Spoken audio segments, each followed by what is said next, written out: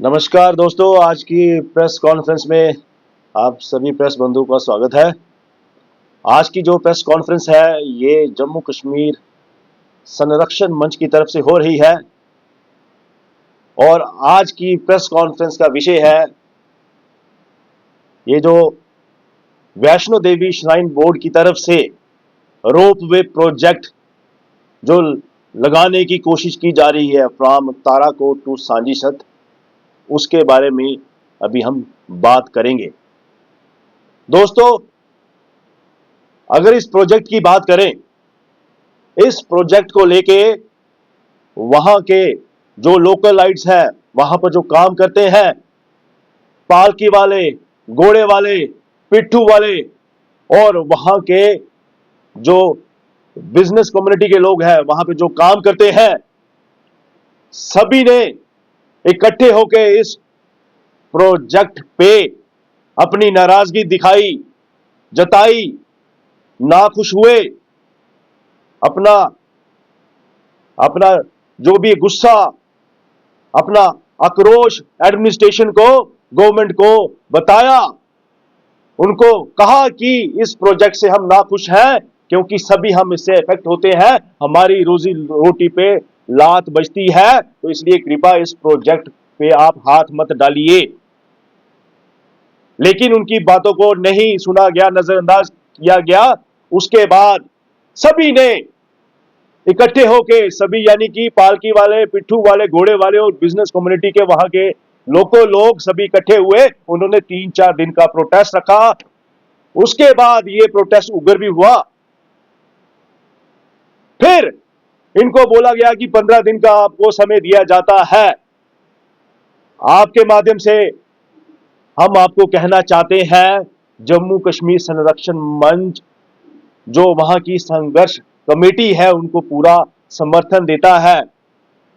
और मैं आपको कहना चाहूंगा, देखिए, किसी की रोजी रोटी पे आप लात मारोगे 2-4 दिन के लिए, 5 दिन के लिए, 10 दिन के लिए, किसी को बर्दाश्त नहीं होता। लेकिन यहां पर आप उनकी रोजी रोटी पे लात मार रहे हो पूरी जिंदगी के लिए।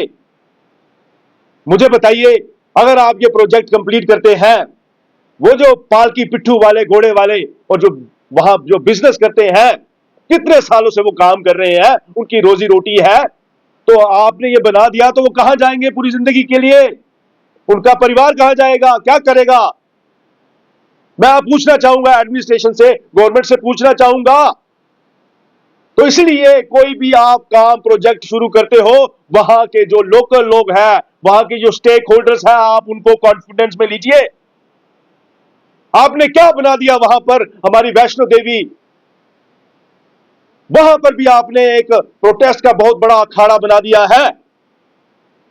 इसको लेके हमारे कटरा के सारे लोग नाखुश हैं। इनफैक्ट कई लोग बड़े नाखुश हैं। तो इसलिए इसका जो समाधान है, ये जो हमारे गरीब लोग हैं, इनका समाधान जल्दी कीजिए ताकि वो चैन की जिंदगी, और जो कई लोग बेचारे रातों रात सो नहीं पाए हैं, थोड़ी चैन की सांस ले सके और वो थोड़ी रात को भी सो पाए। बाकी मैं ज्यादा बात ना करते हुए हमारे कटरा के निवासी और जम्मू कश्मीर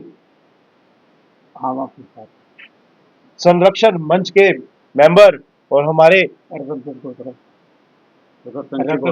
रतन चरगोत्रा जी हैं, तो मैं चाहूंगा कि अपनी नरेश केसर जी अपनी बात रखें। ये जो Shri Mata Vaishno Devi shrine board ropeway का प्रोजेक्ट लगा रही है, ये मैं समझता हूँ बिल्कुल ही गलत है। क्यों कि हमारी समस्या बेरोजगारी के साथ ही नहीं जुटी, बल्कि ये समस्या एक आस्था का भी प्रदर्शन है। ये आस्था श्री माता वैष्णो देवी जी यहाँ पर तप कर रही हैं और पुराणों में इसका उल्लेख है। ये जो वैष्णो धाम है, ये एक उत्तर भारत में सबसे प्रसिद्ध एक स्थान है और उत्तर भारत के लोग इस पर बहुत ज्यादा आस्था रखते हैं।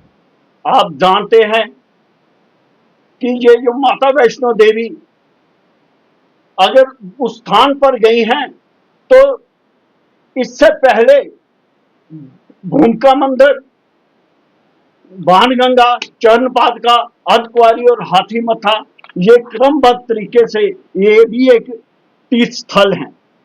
यात्री जो हैं वो इन सब स्थलों के दर्शन करते हैं, तभी उनके दर्शन जो हैं सफल होते हैं। इसलिए ये जहां तक हमें सुना है कि सबसे पहले 1952-54 में बख्शी गुलाम अहमद जी ने बाणगंगा की 10 से 20 पौड़ियों जो बनाई थी चरणपादुका की ओर, वो उन्होंने अपनी जेब से उस पर खर्च किया था। और फिर उन्होंने गवर्नमेंट की तरफ से जो ट्रैक बनाया था, वहां से बाणगंगा, चरणपादुका, अर्धकुंवारी, हाथी मथा का जो ट्रैक बनाया था, वो भी बीच में उसको जोड़ के रखा था।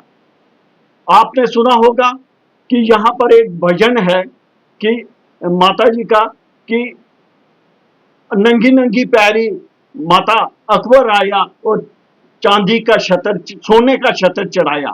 ये आस्था उस जमाने की है। फारूक साहब भी 2-4 बार माता जी के दर्शन कर चुके हैं, बहुत सारे ममडन लोग भी दर्शन कर चुके हैं। ये हमारी गंगा जमुनी तहजीब का भी एक उदाहरण है, जहां पर हिंदू मुस्लिम सब लोग जो हैं काम करते हैं। इसलिए हम ये चाहते हैं कि आस्था के लिहाज से भी श्राइन बोर्ड को ये जो बाईपास का रास्ता निकाल रहे हैं, ये बिल्कुल गलत है। हम बचपन में थे तो हमने सुना था कि जब हम अपने बुजुर्गों से पूछते थे कि माता जी जहां पर कितनी देर रहेंगी, तो बुजुर्ग कहते थे जब 1.25 लाख यात्रा जहां पर दर्शन करेगी, यानी कि 1.25 लाख भेंट चढ़ेगी और माता जी की पिंडियों पे धूप लगेगी, तो माता जी यहां से नाराज हो जाएंगी। और आज हमें ये बिल्कुल धीरे धीरे समझ आ रहा है कि वो बात सच होने वाली है, क्योंकि तब गुफा भी एक थी, प्राचीन गुफा, उसके बाद 2 बनी, 3 बनी। हो सकता है जो आज ये श्राइन बोर्ड चाहता है कि वहां पर रोपवे लगाएं, वहां पर एकदम यात्रियों का जमवाड़ जमा कर यात्री वहां पर पहुंच जाएं, तो उससे क्या होगा कि हो सकता है कि इनके मन में आए कि अब 1, 2, 4 गुफाएं और बना दी जाएं, फिर भी यात्रा बढ़ेगी। तो हो सकता है ये सोचें कि ये अब यहाँ से थोड़ी सी पहाड़ी उखाड़ लें ताकि ऊपर से भी ऐसे दर्शन होकर चले आए। तो ये सब हो सकता है या गुफा से ऊपर से ही बैठ जाए।